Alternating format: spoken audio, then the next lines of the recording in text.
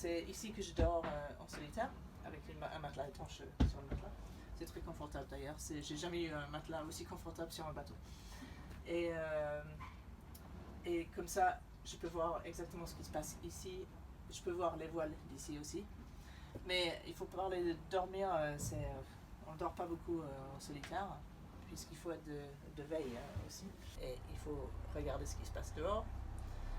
Et le vent change tout le temps, la mer peut changer tout le temps. Il faut pas se faire avoir ni par la météo qui arrive, ni se retrouver à aller pas vite parce qu'on n'est pas bien réglé. Donc en général, c'est par période de 20 minutes.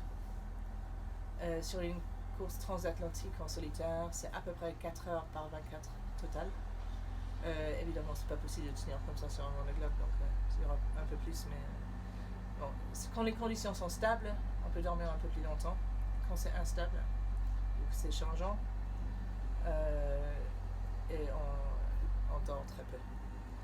Et l'autre endroit qui est pas mal pour dormir, ici je vois devant, il y a un hublot ici, je vois les voiles à travers ici, et je peux voir devant le bateau, je peux voir sous le vent du bateau. Donc je suis abritée et je peux voir tout ce qui se passe. Parce qu'en solitaire, on ne parle pas beaucoup, c'est le pilote qui parle la plupart du temps. C'est parce que souvent les conditions là où est la barre sont intenables. Et puis il y a beaucoup d'autres choses à faire. Il y a régler les voiles sans cesse, décider de la stratégie, de la tactique. Évidemment, on n'a pas le droit à l'assistance extérieure du tout. Donc c'est complètement interdit. Donc il faut vraiment être sûr de ses choix.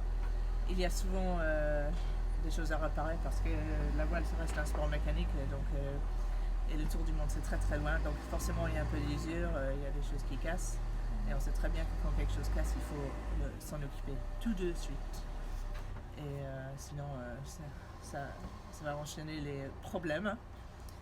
Moi j'ai un maxime qui est que s'il n'y a pas eu de problème dans une période de 24 heures, il faut vraiment se méfier des 24 heures à suivre.